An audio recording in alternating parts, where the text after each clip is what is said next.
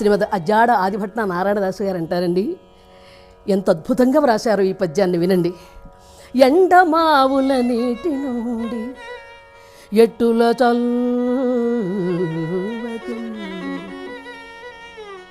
ఎండమావుల నీటి నుండి ఎట్టుల చల్వది మేర ఏ తెంచి తీర్పు దప్పి కుందేలగిరి కుందేలగిరి కుందేలగిరి కన్న కొన్న వాడి కొమ్ముల గుర్చి పులి నేల దూచుపెట్లు పుట్టుగొడ్రాలి రొమ్ములు చేపునకు వచ్చి పసిబిడ్డ ఆకలి బాపుటెట్లు. గురుదేవా, మర్రి విత్తునాట మర్రి దాని వలన, మర్రి విత్తునాట మర్రి దాని వలన ఎప్పుడైనను మామిడి మొల చోటెట్లు, ఎద్దీనుటెట్లు ఎండమా పుండుటెట్లు, ఎద్దీనుటెట్లు ఏది ఏమైనా సహజంబు మారుటెట్లు. ఈ ముదుసలికి ముదుసలికి ఈ ముదుసలికి సంతానంబు కలుగుటెట్లు. నా నా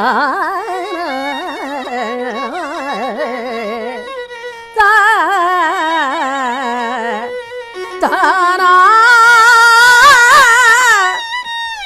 నా నా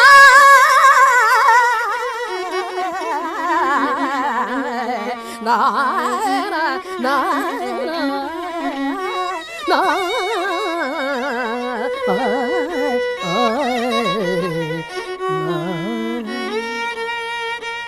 గురుదేవా, ఎండ మాపటి వేళ ఉంటుందా,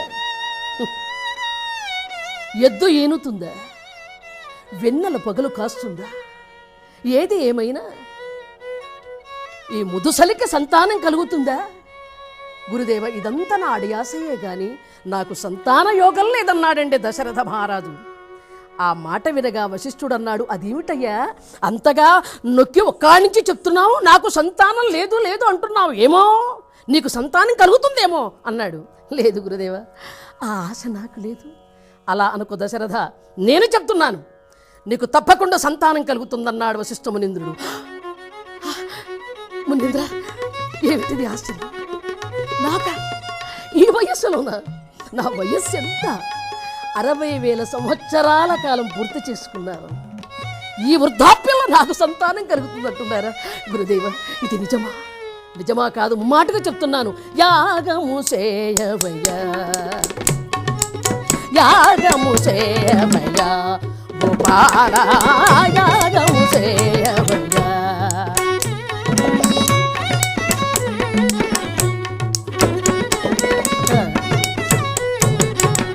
ఆగమ విధాన అద్భుతముగా, ఆగమ విధాన అద్భుతముగా యాగము సేవయ్యా.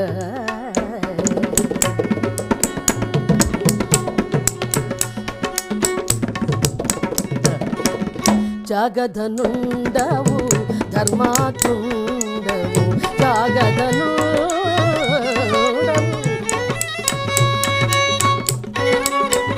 జగదనుండవు ధర్మాత్ముండవు, భోగ భాగ్యములు కలిగిన వాడవు. జగదనుండవు ధర్మాత్ముండవు, భోగ భాగ్యములు కలిగిన వాడవు. యోగి జనుల బ్రహ్మానందముజా, యోగి జనుల ఆశీర్వాదములతో బాగుగా బ్రాహ్మణ బహుజనం బాబుగా బ్రాహ్మణ బహుజనం యాగము సేవయ్యా.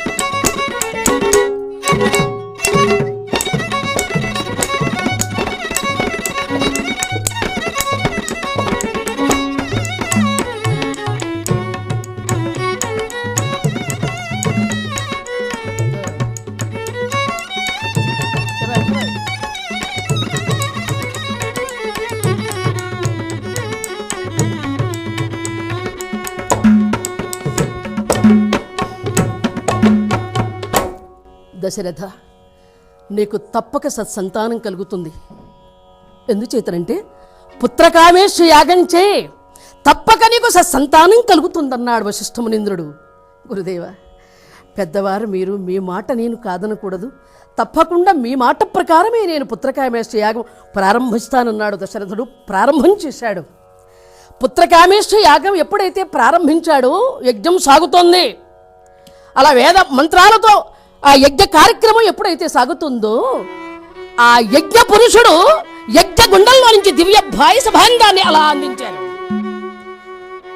ప్రజాపత్య పురుషుల ద్వారా దివ్య పాయస భాండం ఎప్పుడైతే వచ్చిందో, ఆ యజ్ఞ అనంతరం ఆ యజ్ఞ గుండంలో నుంచి వచ్చినటువంటి ఆ పాయస భాండాన్ని వశిష్ఠమునింద్రుడు దశరథునికి అందించాడు.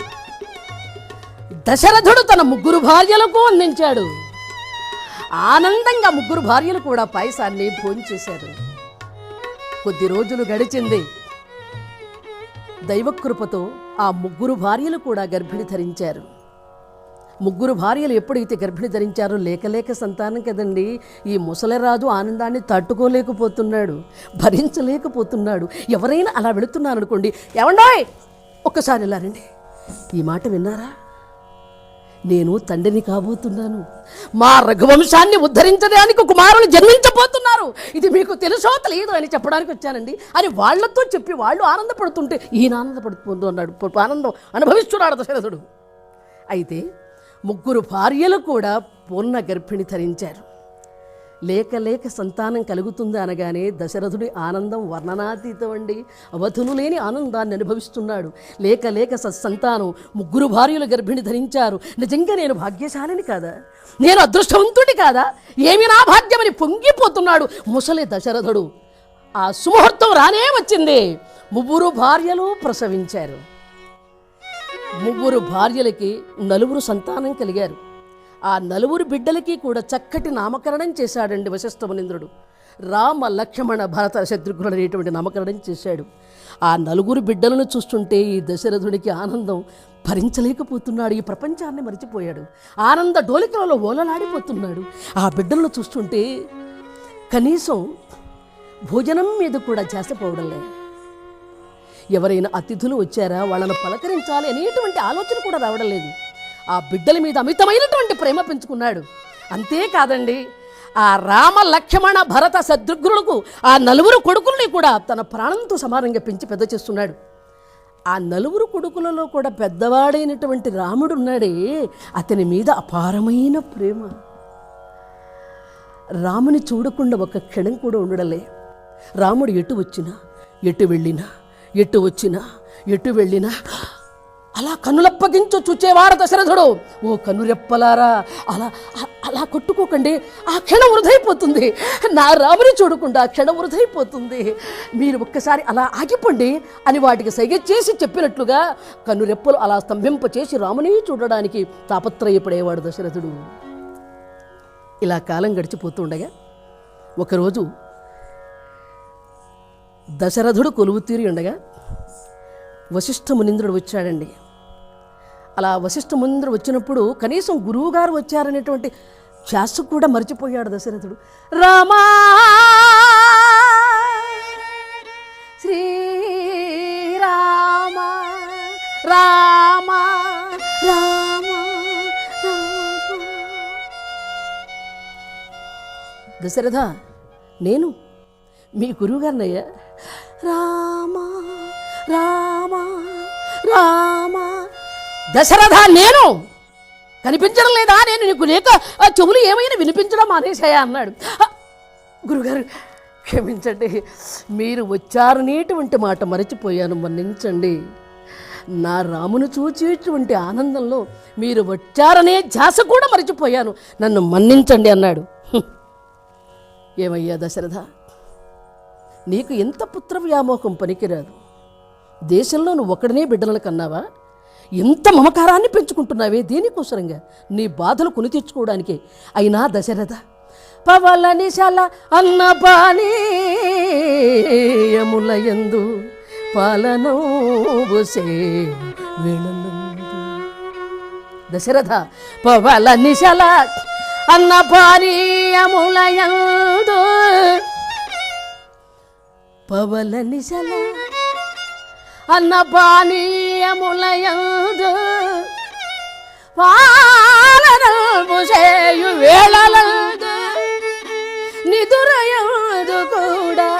నిదురయందు కూడా నీ నాట రామ రామ రామ రామయల్ల ఝాస తప్ప మరేమి తోచదా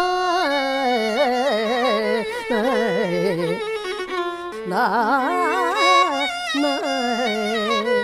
తరిన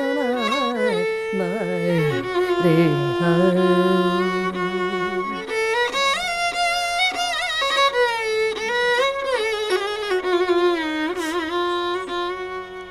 పవల నీశల అన్నపనీయములయందు పాలనము చేయు వేళయందు నిదురయందు కోడలి నాట రామ రామ ఎన్న కలవరింతదప మరేమి తోచదా రిననా